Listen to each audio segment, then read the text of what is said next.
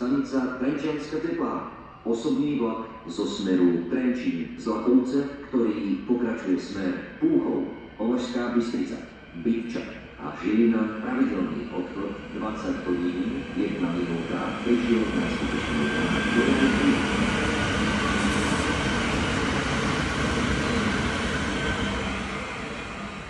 Osobný vlak smer Púchov, Považská Bystrica, Bytča a Žilina, pravidelný odchod 20 hodín, 1 minúta, stojí pri nástupišti 1, koľaj 3, pripravený